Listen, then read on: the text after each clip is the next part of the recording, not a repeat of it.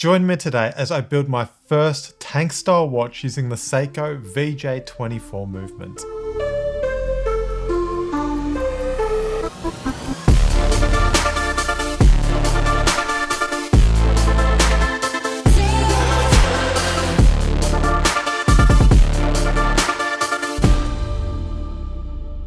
What is up everyone, I'm Jason from jb.watchmods and today I'll be building a watch that I've wanted to build for a very long time, but I've never been able to find the right parts. Now I have built a lot of Santos style watches which are similar, but they're just not quite the same. So let's take a look at the parts that we're going to be using to make this happen. And by the way, I'll leave everything that I'm using linked in the video description below. So for this build, I'm going with a black and gold theme, which means using a gold case. Now this is by far the smallest watch that I have ever built. The case comes in at 27 by 35 millimeters and it's only 7.5 millimeters thick. The heart of the watch is going to be the Seiko VJ24 movement, which I've never used before. Now this is a quartz movement and only has two hands, which should give it that nice clean minimalist look. So I've gone with the black dial to contrast that gold case and the gold handset, which should match that case nicely. And finally, we've got our black leather strap topped off with the gold buckle. Now I cannot wait to see how this watch is going to come together. So let's jump into the build. So this is the VJ24 movement, and let me tell you, it is tiny. I am struggling to hold on to this thing. So the first thing I'm going to do is put the battery into the movement so we can get the ball rolling. And that's as simple as just pressing it into place. Now this movement did not come with a dummy crown stem, so I'm going to use the crown from the case and the crown stem that did come with the movement. I'll screw the crown onto the crown stem and then insert that into the movement. Then we can use this to control the movement so we can set the hands in the correct position.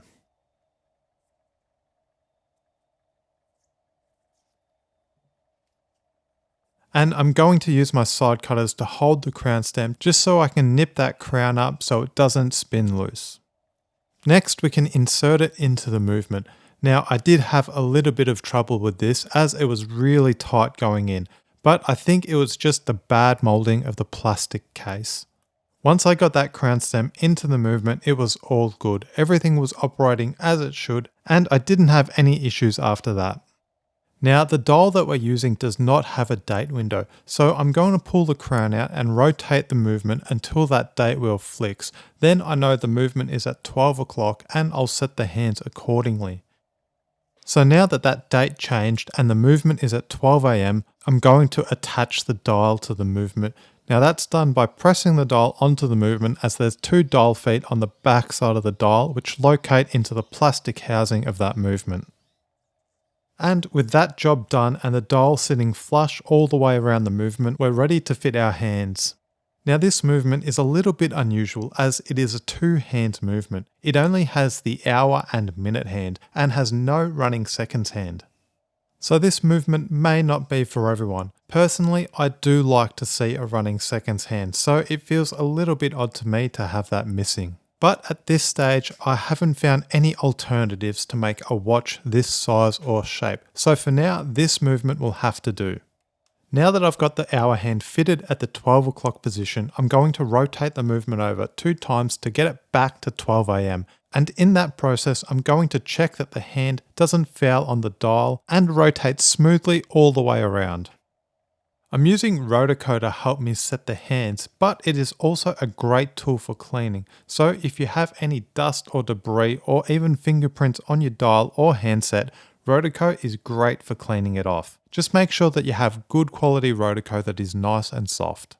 Now here you can see me using a little bit of a rocking technique to set the hand. Now I like to do this because I feel like it gives me a better feel for the hand sitting on the post and I can get it down nice and flush all the way around. Now that I have that minute hand fitted, I'm going to do the same as before and rotate that movement over 2 times just to make sure that our clearances are all good and the hands aren't going to foul on each other. And everything is looking good here, so we can move on to the next step, which is going to be removing our dummy crown stem. There's a small tab on the back side of this movement, which while pressed down allows you to pull the crown out. I use a small screwdriver to push that tab down while pulling the crown out with my forefingers. Now we can grab our case and start preparing it to accept our movement and dial. So first things first, we need to remove this case back. And to do that on this case, there's a screw in each corner which needs to be removed. Then we can pull off our case back, remove our case back gasket and our movement spacer ring.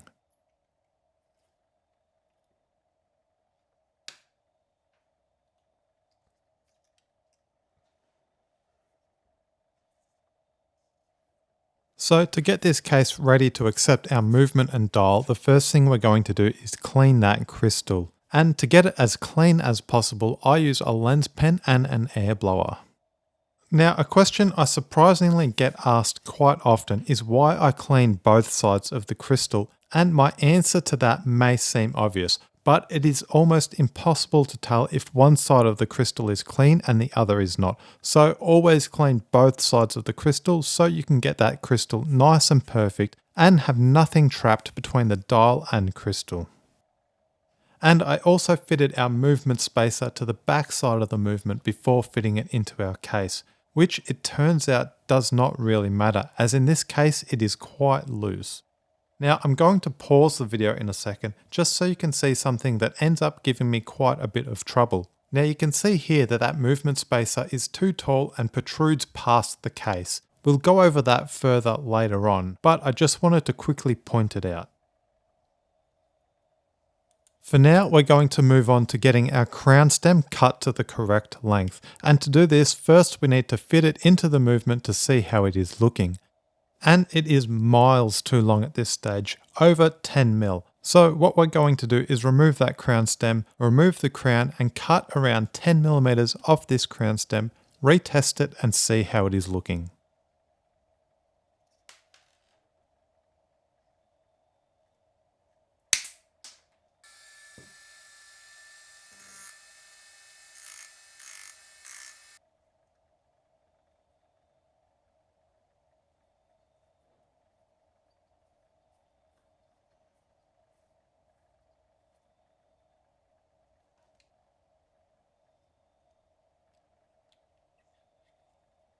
And now it's time to retest to see the fitment. And it looks like I was quite conservative on that first cut. We still have about 3 to 4 millimeters which needs to be cut from this crown stem. So let's redo that process and try again.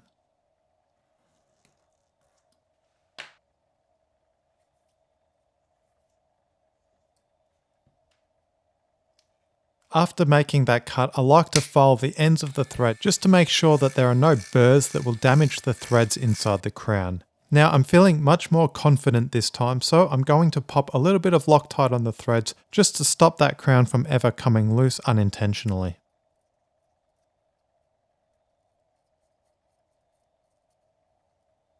And before fitting it back into the movement, make sure that you wipe off any excess Loctite.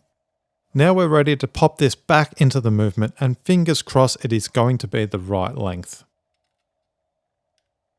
Now this case does not have a screw down crown, so we're looking for the crown to push all the way flush into that case and to be able to pull the crown out in order to set the time, which it looks like we have got spot on this time. So now we're ready to seal this case up, and to do that we need to fit our case back gasket. Now this particular case uses a flat silicone gasket which sits flat on the case.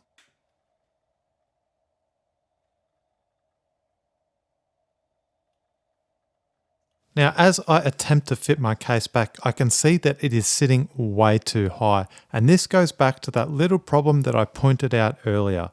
The movement spacer is too tall and protruding past the case, which is causing our case back to sit too high and won't seat properly. So I decided to grab my Dremel and sand the top of the movement spacer flat so it would fit under that case back. Now I'm not sure why I needed to do this, as this was all supposed to fit together, but it is a fairly quick fix, and after a few attempts I managed to get the movement spacer down to the correct height. So I quickly reassemble everything, and now we can finally put our case back on. And as I mentioned before, there's a small screw in each corner of the case back that holds it down. Now, it may seem fairly obvious due to the style of this watch, but this isn't a watch that I would take anywhere near water. I don't really trust this case back or the crown to keep out water of any kind. And once we've got all 4 small screws in place without losing any, we can screw the case back down. And while I remember, I'll leave everything in this video linked in the video description below. I'll have the parts that I've used and all the tools as well. So if you are interested in building this watch for yourself, check out the video description. But now that we have our watch sealed up, we can move on to the final step, which is fitting our watch strap. And we have these beautiful black leather straps with the gold buckle, which should all tie in perfectly. I cannot wait to see how this watch comes together. I've never had anything like this watch. Even though this won't be for me, it is still super cool to build. So once we get these straps fitted, I'm going to call my partner in and she is going to be the model of these B-roll shots that you're going to see. As this watch is way too small for my wrists and I think it would look a little bit ridiculous. So sit back and enjoy the final results.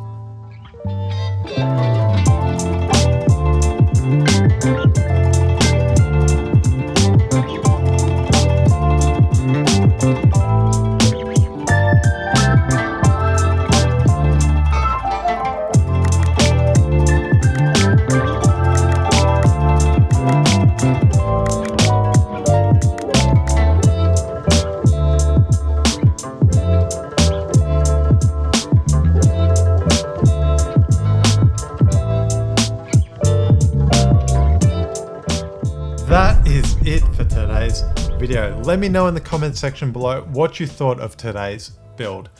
Now, we did have a few hiccups with that movement spacer, but that is almost to be expected when you're trying new builds for the first time. Luckily, it was a fairly easy and straightforward fix. Now, if you've liked this video at all or gotten anything out of it, hit that like button, subscribe if you haven't, and I'll see you all in the next video.